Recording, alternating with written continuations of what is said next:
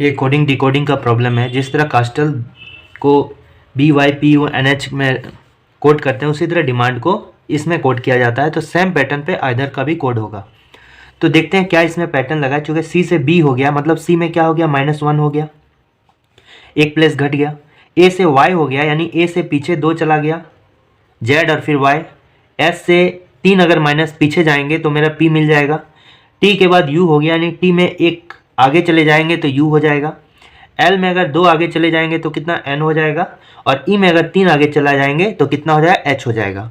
उसी तरह D में क्या हो गया, -1 हुआ, फिर 2 पोजीशन पहले का लेंगे, C हो जाएगा। 3 पोजीशन M से 3 पहले का पोजीशन क्या हो गया, J हो जाएगा। A में एक पोजीशन आगे ले जाएंगे, A के बाद B होता है। N के बाद क्या होता है, 2 पोजीशन के बाद, ठीक है, P हो जाएगा। N हो गया NPNOP, ठीक है। D के बाद 3 पोजीशन ले लेंगे तो क्या हो जाएगा, G हो जाएगा। तो ये तो मिल गया हमको पैटर्न। उसी तरह आइदर का क्या करेंगे, आइदर में यहाँ एक पोजीशन पीछे कर लेंगे, फिर इधर 2 पोजीशन, फिर 3 पोजीशन, +1 +2 +3। तो इसे एक पोजीशन पहले का क्या हो जाएगा, एक पोजीशन पहले का क्या हो जाएगा, D हो जाएगा। फिर क्या हो जाएगा, I के 2 पोजीशन पहले क्या हो जाएगा, I का पोजीशन हो 9 और 2 पोजीशन पहले हो जाएगा G। T के क्या हो जाएगा, Q हो जाएगा, ठीक है। फिर H के एक आगे क्या हो जाएगा, H के आगे क्या हो जाएगा, I हो जाएगा, ठीक है। H 8 पोजीशन हुआ, I 9 पोजीशन में होता है। E के 2 पोजीशन बाद क्या हो जाता है, G हो जाएगा। R के 3 पोजीशन बाद कितना हो जाएगा, U हो जाएगा, ठीक है।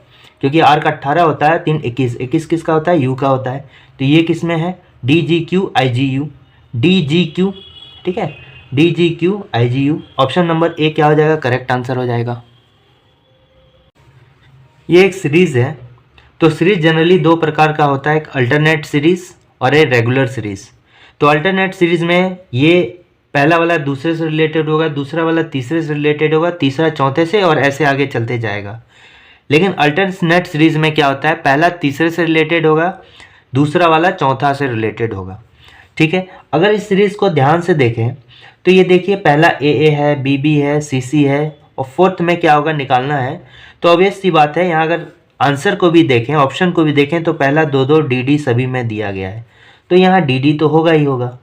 तो नेक्स्ट मेरा A होगा, B होगा, C होगा, क्या है तीसरे पोजीशन पे क्या होगा, ये हमको निकालना है। तो चूंकि हम देख रहे हैं T पोजीशन किसका है, 20 का है, और E का पोजीशन क्या है, 5 है, और P का पोजीशन क्या होता है, 16 होता है। यानी P जो है इंग्लिश का जो अल्फ़ाबेट होता है 16th में क्या होता है, P होता है। तो देख रहे हैं अगर 20 से 5 आ गया, 5 से फिर 16 आ गया, यानी एक बार घट रहा है फिर बढ़ रहा है, यानी ये जो है अल्टरनेट सीरीज होगा, मतलब एक छोड़ के एक। तो देख रहे हैं पहला वाला चूंकि तीसरा से रिलेटेड है, यानी इसमें क्या हो रहा है, -4 हो जा रहा है। इसी तरह दूसरा में भी -4 करना होगा, यानी 5 में 4 चला गया तो क्या होगा, 1 होगा, और 1 किसका होता है, A का पोजीशन होता है। यानी ऑप्शन नंबर जो A है वो मेरा करेक्ट आंसर होगा, ठीक है। क्वेश्चन में देखें तो दिए गए रिक्त स्थान पर क्या होगा, ये हमको निकालना है। तो हम देख रहे हैं चूंकि जो है कितने लेटर हैं, यहाँ 12 लेटर है, फिल इन ब्लैंक्स को लेकर जो है 12 लेटर हैं। 12 का ग्रुप बनाए तो या तो 3 करके बनेगा या 4 करके बनेगा, ठीक है। तो जनरली सम का ग्रुप बनाते हैं, ठीक है। जनरली हम क्या करेंगे, सम का ग्रुप बनाते हैं। तो अगर 3 लेके होगा, 3 मेंबर को लेकर होगा, तो कितना बनेगा, 3 गुने 4, यानी कि 4 ग्रुप्स बनेंगे 3 मेंबर लेके। तो हमेशा हम 4 ही ग्रुप बनाएंगे, ठीक है। तो 3 मेंबर को डिवाइड कर दें, एक ग्रुप ये हो जाएगा, दूसरा ग्रुप ये हो जाएगा, तीसरा ग्रुप ये हो जाएगा, चौथा ग्रुप ये हो जाएगा।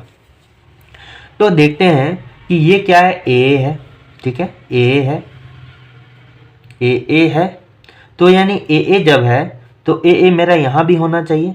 पहला जो है तीसरा से रिलेटेड है और दूसरा चौथा से रिलेटेड हो सकता है।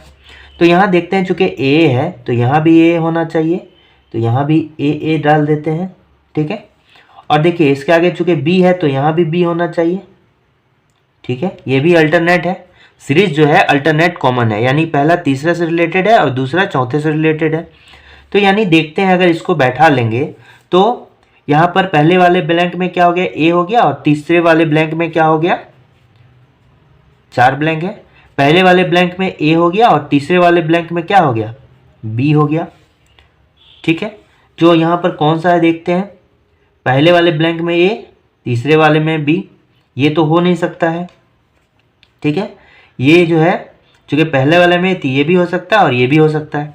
अब नेक्स्ट अगर देखें तो क्या है, बी डैश बी है और बी डैश बी है, यहाँ ए भी हो सकता है और बी भी हो सकता है। ठीक है, तो अगर ये पहले को देखें तो सेकंड वाले में बी है और लास्ट वाले में ए है। अगर सेकंड वाले में हम बी बैठा देंगे और लास्ट वाले में ए बैठा देंगे तो ये दोनों तो मैच नहीं करेगा, इसलिए ये भी नहीं हो सकता है।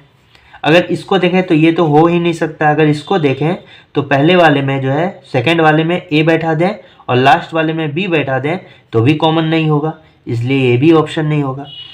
ये अगर इसको फोर्थ को चेक करेंगे तो अगर सेकंड वाले में बी हो जाएगा और फोर्थ वाले में भी बी हो जाएगा तो ट्रिपल बी बी का बनेगा, ये भी ट्रिपल बी हो जाएगा, ये भी ट्रिपल बी हो जाएगा। इस तरह से दोनों मैच कर जाएगा, इसलिए यहाँ भी बी होगा और यहाँ भी बी होगा। तो इस तरह से कौन सा ऑप्शन होगा, ऑप्शन नंबर डी जो होगा वो मेरा करेक्ट आंसर होगा। नेक्स्ट क्वेश्चन सीरीज बेस्ड है। इसमें मिसिंग नंबर क्या है ये हमको फाइंड आउट करना है। अगर सीरीज को ध्यान से देखें हम तो क्या होगा, पहले हम डिफरेंस निकालेंगे। इसके बाद दो मेथड है, या तो अगर ध्यान से देखेंगे तो पहले दो को ऐड करेंगे, उसमें एक इंक्रीज कर देंगे तो नेक्स्ट थर्ड वाला होगा। ठीक है, उसी तरह सेकंड प्लेस और थर्ड प्लेस की जो वैल्यू है उन दोनों को ऐड करके एक इंक्रीज कर देंगे तो फोर्थ प्लेस होगा। ठीक है, तो इसमें कॉन्सेप्ट क्या है, पहला प्लेस में जो वैल्यू है और दूसरे प्लेस में जो वैल्यू है उन दोनों का सम प्लस एक कर देंगे तो थर्ड वाला वैल्यू आता है। आप देख सकते हैं 7 + 10 अगर करते हैं तो कितना होगा 17, इसमें एक ऐड कर देंगे तो 18। उसी तरह 10 + 18 कर दिया, 28 + 1 कर देंगे तो 29, और उसी तरह 29। ठीक है, उसी तरह 18 प्लस इस वैल्यू को ऐड कर दिए 29, तो ये कितना हो गया 47, उसमें एक ऐड कर दिए तो कितना हो जाएगा 48। अब आगे मैच कर लेते हैं 48, इस वैल्यू को 29 + 48 अगर कर दिए तो कितना हो जाएगा 77, प्लस एक कर दिए तो 78, और यहाँ भी मेरा कितना है 78 है। इसका मतलब क्या है कि ये इस तरह से भी बन सकता है। दूसरा क्या है, दूसरा ऑप्शन ये है कि इन दोनों के डिफरेंस को निकालेंगे। 7 और 3 का डिफरेंस क्या है 3 है, और इसका डिफरेंस क्या है 8 है। इसका डिफरेंस क्या है आप बता सकते हो, इसका डिफरेंस कितना है 11 है। ठीक है, उसी तरह हम अगर देखें तो 3 और 8 क्या हो गया 11 हो गया। इन दोनों का डिफरेंस का सम क्या हो गया आगे वाला होगा। इन दोनों का भी डिफरेंस का सम कितना होगा 19 होगा। इन दोनों का डिफरेंस का सम कितना होगा यहाँ पर होगा तो कितना होगा, यहाँ से यहाँ हो गया और यहाँ से कितना होना चाहिए 30। ठीक है, तो अब हम क्या करेंगे 7 और 3 10, 10 और 18 डिफरेंस और इसको ऐड करेंगे 10 और 18, 18 और 11 29, 19 और ये कितना होगा 48। 19 और 29 कितना हो जाएगा, यहाँ पर क्वेश्चन मार्क की जगह हम 48, 48 और 30 78। यानी इस तरह से ही बना सकते हैं और इस तरह से भी बना सकते हैं। दोनों में से दोनों मेथड मेरा सही है, लेकिन ज़्यादातर ये मेथड को प्रीफर किया जाता है। ठीक है, ये नंबर सीरीज का क्वेश्चन है। अगर इस क्वेश्चन को देखें तो इसमें क्या होगा, डिफरेंस पहले निकालते हैं। ये कितना का डिफरेंस हो गया 3 का डिफरेंस हो गया, फिर कितना का 8 का डिफरेंस हो गया, फिर कितना का 11 का। उसी तरह क्या है इसमें कि इन दोनों डिफरेंस को ऐड करेंगे तो नेक्स्ट डिफरेंस, जैसे 3 + 8 को ऐड किए तो 11, 8 + 11 को ऐड करेंगे तो 19, 19 प्लस इसको ऐड करेंगे तो कितना हो जाएगा 30 का डिफरेंस हो जाएगा। ठीक है, तो अब ऐड करेंगे 9 और 3 कितना 12, 12 8 20, 20 और 11 31, 31 और 19 कितना हो जाएगा 50, और 50 + 30 80। तो यहाँ ऑप्शन नंबर सी जो है करेक्ट आंसर होगा। क्वेश्चन में दिया गया निम्नलिखित शब्दों को शब्दकोश में क्रम के अनुसार व्यवस्थित करें।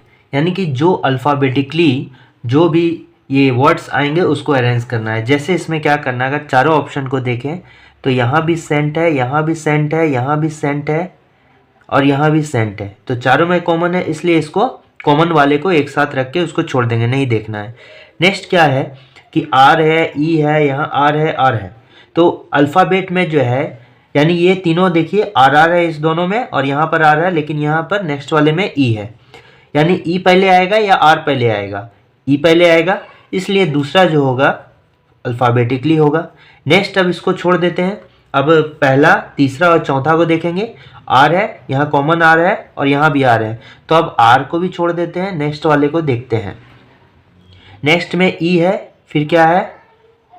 ई है, फिर ए है, फिर यू है। तो ई ए यू में कौन सा होगा? तीसरा वाला होगा। ए होगा पहले अल्फ़ाबेट में, इसलिए तीसरा वाला लेंगे। फिर नेक्स्ट क्या होगा? ये तो ये भी हो गया और ये भी हो गया, इन दोनों को देखेंगे। फिर क्या होगा?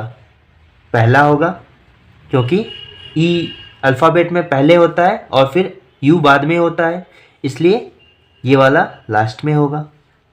ठीक है, तो ऑप्शन नंबर डी जो होगा मेरा करेक्ट आंसर होगा।